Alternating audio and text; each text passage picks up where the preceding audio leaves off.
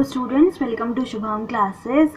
आज हमने जैसे कि हमने विलय पढ़ना स्टार्ट किया था, right. Second chapter, right. So आज हम लोग जो हमने कल टॉपिक ख़त्म किया, जो हमने जिस पे छोड़ा था वहीं से स्टार्ट करने वाले हैं। और हमने देखा था दाब और ताप का इफेक्ट देख रहे थे हम सॉलिड के यानी ठोसों के विलयता पे, राइट। आज हम लोग गैस की द्रवों में विलयता देखेंगे, ठीक है। मैं ये वीडियो ज़्यादा बड़ी नहीं रखने वाली हूँ, शॉर्ट ही रखने वाली हूँ। सो फटाफट से हम लोग स्टार्ट करते हैं हमारा आज का लेक्चर, और जिसमें हम पढ़ने वाले हैं क्या, गैस की द्रवों में विलयता। अब गैस की द्रवों में विलयता आप सोचेंगे कि गैस कैसे पानी में डिजोल्व हो सकता है ना। लेकिन इसका एग्जाम्पल तो आपने देखा है। एग्जाम्पल क्या देखना है आपने, जब भी आपने कोल्ड ड्रिंक की बॉटल ओपन की होगी तो अपने कोल्ड ड्रिंक की बॉटल में आपने देखा होगा कि जैसे आप खोलते हैं कुछ आवाज़ें आती हैं, फस से आवाज़ आती है, राइट। तो वो क्या है, वो आवाज़ है गैस की निकलने की है। गैस को क्या करते हैं, कोल्ड ड्रिंक बॉटल में बहुत ही ज़्यादा प्रेशर पे डिजोल्व करवा देते हैं, राइट। तो आप कह सकते हैं क्या होता है उसमें कि हम लोग जब कोल्ड ड्रिंक की बॉटल बनती होती है, गैस को हाई प्रेशर में हम लोग उस बॉटल में फिल कर देते हैं, और हाई प्रेशर पे यानी दाब जब अधिक होता है तो जो गैस होती है वो लिक्विड में डिजोल्व हो जाती है। अब हम लोग वही चीज़, वो तो हमारा प्रैक्टिकल लाइफ था, अब वही चीज़ हम क्या थ्योरेटिकल पढ़ने वाले हैं। तो ये समझने में हमें आसानी होगी। मुझे कैसे पता था कि किसी बॉटल में हम लोग गैस को पानी में डिजोल्व कर सकते हैं, उसमें पानी में गैस होती है, ठीक है। तो ये टॉपिक जो है ये पढ़ने के बाद ही पता चला था, ठीक है। तो आप सब भी जब ये टॉपिक पढ़ लेंगे तो आपको भी अंदाज़ा लग जाएगा कि कैसे होता है, ठीक है। फिर आप भी किसी को पढ़ा पाएंगे। तो चलिए देख लेते हैं गैस की द्रवों में विलयता। इसमें गैस विलेय व द्रव विलायक होता है। क्या होता है, गैस हमारा विलेय रहेगा यानी गैस को हमें डिजोल्व करना यानी गैस को घुलाना है, और हमारा द्रव जो रहेगा विलायक, जिसमें हमें घुलवाना है, ठीक है। जैसे पानी और गैस, कार्बन डाइऑक्साइड और पानी हुआ, तो वैसे रहेगा, ठीक है। अब जिसमें गैस की द्रव में विलयता को अवशोषण गुणांक द्वारा व्यक्त किया जाता है। कौन से क्या है फैक्टर, क्या है जो हमारा कारक है, वह है अवशोषण गुणांक, ठीक है। तो गैस की द्रवों में विलयता हम कैसे देखेंगे, अवशोषण गुणांक द्वारा देखेंगे, ठीक है।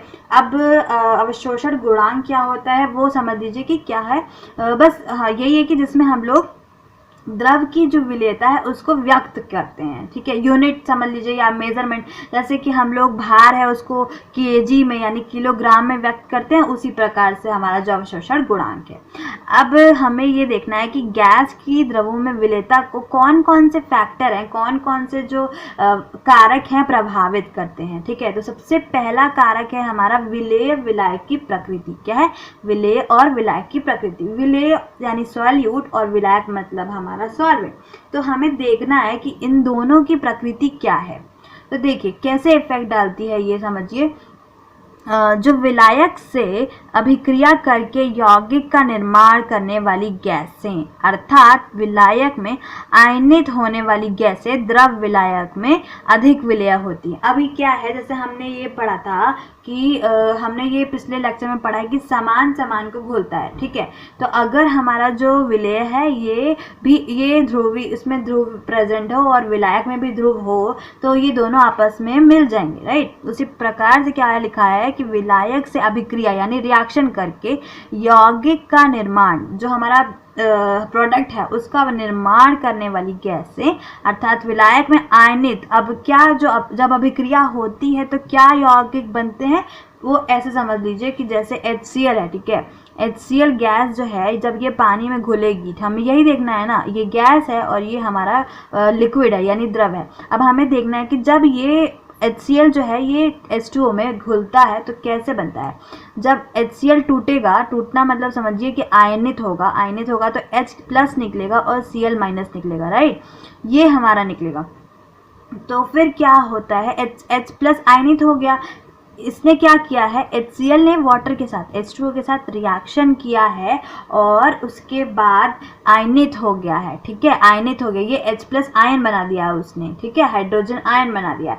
वही यहाँ पर लिखा है कि विलायक से अभिक्रिया करके यौगिक का निर्माण करने वाली गैसें अर्थात विलायक में आयनित होने वाली गैसें द्रव विलायक में अधिक विलेय होंगी। इसका मतलब समझ में आ गया कि जैसे कि हमने सिंपल भाषा में देखा था कि समान समान को घोलता है, तो अगर इन दोनों का जो प्रकृति रहेगा वो समान रहेगा, जैसे दोनों में ध्रुव प्रेजेंट है, पोल प्रेजेंट है, तो दोनों की प्रकृति सेम हुई, ठीक है। मतलब समझ लीजिए कि आपको सेम प्रकृति वाले विलेय विलायक अगर मिलते हैं तो उनके जो विलेयता है वो ज़्यादा रहेगी, ठीक है, सिंपल सी यही बात है। अब उदाहरण देख लीजिए, उदाहरण के लिए हमने क्या लिखा है कि HCl NH3CO2, ठीक है, HCl NH3 और CO2 आदि जल में घुलनशील हैं। क्यों? क्योंकि ये गैस जल से अभिक्रिया करके आयनित हो जाती हैं, ठीक है। तो बिल्कुल ही आसान है। क्या देखा हमने कि कैसे आयनित होती है, अब ये भी देख लीजिए, जैसे मैंने आपको यहाँ पर एग्जाम्पल दिखाया है, ठीक है, वही एग्जाम्पल यहाँ पे प्रॉपर तरीके से जो हम रिप्रेजेंट करते हैं, जो हमारा रिएक्शन रहता है, अभिक्रिया रहती है वो। अब HCl है, ये पानी है, वाटर मॉलिक्यूल है, राइट। तो क्या होता है, ये जैसे मैंने बताया आपको H+ बनता है, HCl टूटता है तो H+ और Cl-, तो H+ जो है वो वाटर के साथ H2O के साथ जुड़ के H3O+ बनाता है, इसको बोलते हैं हाइड्रोनियम आयन। क्या बोलते हैं? हाइड्रोनियम आयन, ठीक है। और हमारा क्लोराइड आयन अकेला रह जाता है, ठीक है। तो ये हमारा क्लोराइड आयन अकेला रह गया। अभी लेकिन ये क्या हुआ, इन दोनों में अभिक्रिया हुई, इन दोनों में क्या हुआ, अभिक्रिया हुई और ये हमारे यौगिक बने। और यौगिक में कैसे हो गए, आयनिक हो गया, या हमारा जो आयनित हो गया ये हमारा, ठीक है, आयनाइज हो गया, इंग्लिश में बोलते हैं आयनाइज हो गया, ठीक है। ये हमारा ये प्रोडक्ट यानी यौगिक बन गया हमारा, ठीक है। अभी क्या हुआ, नेक्स्ट एग्जाम्पल देखिए NH3 वाला। NH3 वाले में क्या है कि NH3 और वाटर है, ये दोनों आपस में रिएक्शन कर रहे हैं, जैसे समझ लीजिए कि आपस में रिएक्शन कर रहे हैं। अब देखिए क्या होता है, आपको अब थोड़ा और 12th में है ना आप लोग, तो इसमें आप लोगों को ऑर्गेनिक पढ़ेंगे तो आपको ये बताया जाएगा कि नाइट्रोजन के पास एक लोन पेयर रहता है, ठीक है। लोन पेयर मतलब एक इलेक्ट्रॉन का पेयर रहेगा, जोड़ा रहेगा, ठीक है। तो क्या होता है, ये जो NH3 है ना, ये अपना, जैसे कि हमने देखा है कि ये ध्रुव इसमें प्रेजेंट है, राइट। तो जैसे वाटर मॉलिक्यूल है OH ऐसे होता है, ठीक है, और ये इस पर नेगेटिव चार्ज रहता है, ठीक है। क्यों? क्योंकि ये इन दोनों जो ऑक्सीजन के आकर्षण करने की, इलेक्ट्रॉन आकर्षण करने की जो क्षमता है वो अधिक है, राइट। तो ये इधर खींच लेता है, ये इधर खींच लेता है, तो ये जो हाइड्रोजन है ना ये निकल जाता है, ठीक है। आप आगे पढ़ेंगे तो समझ आएगा, जब ऑर्गेनिक पढ़ेंगे तो समझ आएगा कि कैसे ये प्रक्रिया हो रही है। तो ये अभी के लिए ये समझिए कि ये जो हाइड्रोजन है ये टूट जाता है, क्योंकि ये जो बॉन्ड है, ये जो बंध है, ये बहुत ही कमज़ोर हो जाता है। क्यों? क्योंकि इसमें जो इलेक्ट्रॉन है वो सारे इलेक्ट्रॉन जो हैं वो ऑक्सीजन की तरफ खींचे हुए हैं, तो इसलिए वो इधर आ नहीं पाते, राइट। तो अब ये H+ आयन निकल जाएगा यहाँ से। अभी H+ आयन निकल गया और यहाँ पर जो NH3 जिसे मैंने बताया जिसके पास इलेक्ट्रॉन है, ठीक है, NH3 है और यहाँ पर इलेक्ट्रॉन है, और H+ का मतलब होता है, प्लस का मतलब है कि वो कमी है, वहाँ पर इलेक्ट्रॉनों की कमी है। तो जैसे देखिए हाइड्रोजन आयन के पास इलेक्ट्रॉन की कमी है और नाइट्रोजन के पास इलेक्ट्रॉन ज़्यादा है, तो ये क्या करेगा, ये इसको दे देगा। ये बिल्कुल उसी तरीके से है कि अगर कोई गरीब आदमी है और कोई अमीर आदमी है, ठीक है, जैसे कि हालांकि गरीब और अमीर में देना और लेना चलता है कि नहीं चलता है वो आपको खुद ही समझ आता है, राइट। लेकिन जो होना चाहिए वो यही है कि जिसके पास अधिक है वो अपना दे दे और जिसके पास नहीं है वो भी लेके सरवाइव कर ले अपना, ठीक है। तो इसीलिए यहाँ से जो नाइट्रोजन है वो अपना लोन पेयर अपना दे देता है हाइड्रोजन को, और हाइड्रोजन के साथ जुड़ जाता है और NH4 बन जाता है। जैसे देखिए यहाँ पर NH4 दिखाया हुआ है, ठीक है, और OH यहाँ जैसे कि ये इसने टूटा, ये बॉन्ड टूट गया, हाइड्रोजन निकल गया, तो कितना बच गया, सिर्फ O और H बच गया। तो इसीलिए यहाँ पर आपको OH दिख रहा होगा, ठीक है। तो ये हमारा क्या हुआ, विलेय और विलायक की प्रकृति कैसे हुआ कैसे नहीं हुआ, आपको समझ आ गया होगा अब तक। अगर आप लोगों को कोई टॉपिक जो आपकी वीडियो में चल रही है वो आपको नहीं समझ आती है, तो आपसे रिक्वेस्ट है कि आप एक बार के बाद दोबारा भी इस वीडियो को देखिए, ताकि आपका जो कंसेप्ट अगर कहीं पर मिसिंग हो रहा है तो वो आपको रिवाइज हो जाए। ठीक है, रिवाइज हो जाए, या कई बार होता है कि आपको एक बार चीज़ क्लियर नहीं होती है, दोबारा अगर आप उसको देखते हैं, कई बार किताबों में भी पढ़ने पे यही होता है, एक बार में नहीं समझ में आता पर दोबारा पढ़ने पे समझ आ जाता है।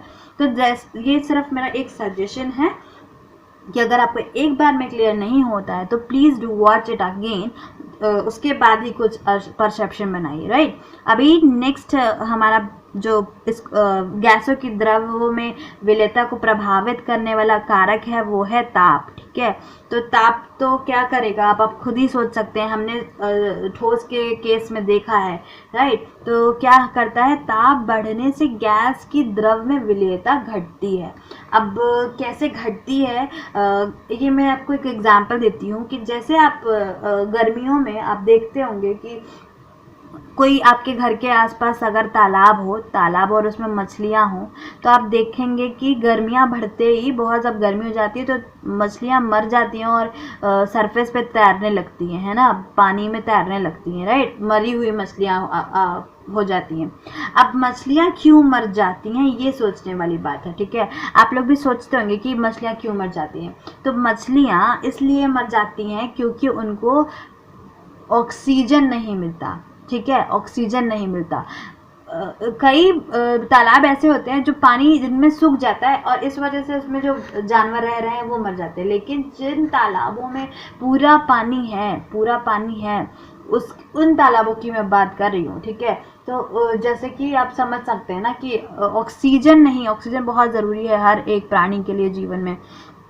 तो क्या होता है, जब बहुत तापमान बढ़ जाता है तो जो ऑक्सीजन पानी में घुली हुई है वो क्या करती है, वो हीट होके निकल जाती है, वो गर्म होके ऊर्जा पाके निकल जाती है, जिसकी वजह से क्या होता है, ऑक्सीजन की कमी हो जाती है इस ताल में या फिर कह लीजिए पॉन्ड में। ठीक है, तो पानी की कमी ऑक्सीजन की कमी हो जाती है, जिसकी वजह से ये जो मछलियां हैं इनको नहीं मिल पाता उतना ऑक्सीजन जितना इनको जीने के लिए चाहिए, राइट। तो इसकी वजह से क्या हो जाता है, ये लोग मर जाती हैं। तो इसलिए आप बिल्कुल लाइव नहीं प्रैक्टिकल एग्जाम्पल है जिसको आप एक्सपीरियंस करते हैं। आपने पेपर में भी बहुत बार पढ़ा होगा कि ये फला जगह पे एक पॉन्ड था जिसकी मछलियां मर गईं तापमान बढ़ने से। ठीक है, तो उसका रीज़न यही है कि क्या होता है कि जो गैसेस डिजॉल्व रहती हैं इसमें पानी में या फिर किसी भी वाटर बॉडी में, जैसे जैसे तापमान बढ़ता है ना वैसे वैसे वो क्या करती है, वो ऊर्जा पाती हैं और वो ऊर्जा मुक्त हो जाती हैं, राइट। तो यही लिखा है कि ताप बढ़ने से गैस की द्रव में विलेयता घटती है क्योंकि ऊष्मा मुक्त हो जाती है। ठीक है, नेक्स्ट है हमारा दाब में क्या है, दाब बढ़ने से गैस की द्रव में विलेयता बढ़ती है। ठीक है, प्रेशर बढ़ाने से गैस की द्रव में विलेयता बढ़ती है। जैसे कि मैंने आपको बताया है कि जब जो कार्बन डाइऑक्साइड जो हमारा कोल्ड ड्रिंक्स होता है, पेप्सी हो गया, कोका कोला हो गया या कोई भी कोल्ड ड्रिंक हो गया, उसमें जो गैस जब आप बॉटल का ढक्कन खोलते हैं जो गैस की आवाज़ आती है वो कार्बन डाइऑक्साइड गैस रहती है, जिसको डिजॉल्व किया जाता है उस हाई प्रेशर पे। ठीक है, तो यही लिखा है कि दाब बढ़ने से गैस की द्रव में विलेयता बढ़ जाती है। ठीक है, अब ये हमारा जो विलेयता का जो टॉपिक था वो हुआ कंप्लीट। अब हम एक और चीज़ देखेंगे जो इसी से रिलेटेड है। ठीक है, अब क्या है, इसको बोलते हैं हेनरी का नियम, हेनरीज लॉ इंग्लिश में बोलते हैं। ये क्या कहता है कि स्थिर ताप पर किसी गैस की द्रव में विलेयता गैस के दाब के समानुपाती होती है। क्या होती है, गैस के विलेयता गैस के दाब के समानुपाती होती है, माफ कीजिएगा, गैस के दाब के समानुपाती होती है। और इसमें देखिए अभी ये हमारा स्टेटमेंट है, इसको थोड़ा सा और अच्छे से पढ़ते हैं। तो नेक्स्ट वाला देखिए, किसी विलयन में किसी विलयन में गैस का मोल अंश, इसको हम मोल अंश और पार्शियल प्रेशर यानी दाब के रूप में पढ़ने वाले हैं, ठीक है, जो हेनरीज लॉ, ये हम अभी डिस्कस करेंगे। जस्ट उसके पहले ये डिस्कस कर लेते हैं कि किसी विलयन में गैस का मोल अंश उस विलयन के ऊपर उपस्थित गैस के आंशिक दाब के समानुपाती होता है, ठीक है, ठीक है, जो लिखा है वही ऊपर जो लिखा था वही यहाँ पर लिखा हुआ है। अब सामान्य रूप से हेनरी नियम के अनुसार किसी गैस का वाष्प अवस्था में आंशिक दाब उस विलयन में गैस के मोल अंश के समानुपाती होता है। एक ही बात लिखी है, बस घुमा फिरा के लिखा है, ठीक है। तो कई बार आपको एग्जाम में कंफ्यूजन भी हो सकता है कि ये स्टेटमेंट नहीं था, ये स्टेटमेंट था, क्या चक्कर है, समझ में नहीं आ रहा, ठीक है। तो आप लोगों को हो सकती है ये कंफ्यूजन, इसीलिए हमने 2-3 तरीके से लिख दिया, ठीक है। बात एक ही है, एक ही बात लिखी है, बस आपको क्या ध्यान देना है, आपको एक मोल अंश ध्यान देना है और दाब, आंशिक दाब ध्यान देना है और समानुपाती ध्यान देना है, ठीक है। अब समानुपाती क्या क्या है? मोल अंश, मोल अंश को हम दर्शा रहे हैं एक्स से, ठीक है। जैसे पिछले वीडियो में भी हमने जब मोल अंश पढ़ाई की थी तो हमें x से ही दर्शाया था, राइट। तो उसी तरह से हम यहाँ पर भी x से ही दर्शा रहे हैं, ये हमारा मोल अंश है और ये p जो है, ये p हमारा दर्शा रहा है पार्शियल प्रेशर यानी आंशिक दाब, ठीक है। अभी क्या है, हमारा फॉर्मूला बनता है, कैसे बनता है कि जो हमारा हमने जो स्टेटमेंट पढ़ा उसके अकॉर्डिंग, उसके अनुसार क्या है, जो हमारा मोल प्रेशर, जो हमारा मोल फ्रैक्शन है यानी कि हमारा क्या है, मोल अंश जो है वो किसके समानुपाती है, वो है आंशिक दाब के। आंशिक दाब को हम P से दिखा रहे हैं तो हम वो हमारा आंशिक दाब जो है वो मोल अंश के समानुपाती है और ये समानुपाती का डायरेक्टली प्रोपोर्शनल का साइन है, ठीक है। अब जब आप इस साइन को हटाना चाहते हैं तो क्या आता है, बराबर लगाने के बाद एक कांस्टेंट आता है, राइट, कांस्टेंट आता है और इसको क्या बोलते हैं, हेनरी स्थिरांक कहते हैं, ठीक है। तो ये हमारा हेनरी स्थिरांक हो गया, ये हमारा मोल फ्रैक्शन यानी मोल अंश हो गया और ये हमारा हो गया आंशिक दाब यानी पार्शियल प्रेशर। तो ये हमारा टोटल बन गया क्या, हेनरीज लॉ। अब आपसे कभी भी कोई हेनरीज लॉ पूछे तो आपको सिर्फ एक लाइन याद रखनी है, P = KH × X, और उसमें ये एक्सप्लेन करना है कि P क्या है, KH क्या है, X क्या है, दैट्स इट। ये आपका हेनरीज लॉ का नियम जो है वो कंप्लीट हो गया, ठीक है। अब हेनरीज लॉ का जो है ना कुछ एप्लीकेशन भी है। एप्लीकेशन क्या क्या है, एक दो एप्लीकेशन फटाक से देख लेते हैं कि जैसे सोडा जल एवं शीतल पेयों में जो कार्बन डाइऑक्साइड मिलाई जाती है, जैसे मैंने आपको बताया, वो उसमें क्या करते हैं हम लोग, अधिक दाब लगाते हैं। जैसे ये हमने लिखा है, सोडा जल एवं शीतल पेयों में कार्बन डाइऑक्साइड की विलेयता बढ़ाने के लिए बोतल को अधिक दाब पर बंद करते हैं, राइट। जैसे मैंने आपको बताया high pressure high pressure high pressure 3-4 बार बोल चुकी होंगी, तो इसलिए बोला है क्योंकि ये इम्पॉर्टेंट एग्जाम्पल है जिसमें समझ लीजिए कि हेनरी लॉ जो है हमारा ये लगता है, ठीक है। तो अभी तक हमने जितनी भी बात की है ना गैस में द्रवों की विलेयता से लेके हेनरी नियम, ये सारे के सारे इंटरलिंक्ड ही हैं और एक ही चीज़ है, बस एक ही चीज़ है, ठीक है, ज़्यादा कोई अंतर नहीं है इनमें, ठीक है। और एक और एग्जाम्पल देख लीजिए, गहरे समुद्र में जब गोताखोर, आप लोग ने सुना होगा गोताखोर जाते हैं, ठीक है, तो गोताखोर जब नीचे जाते हैं ना, हाई डीप सी में जाते हैं, तो उनको ना क्या होता है,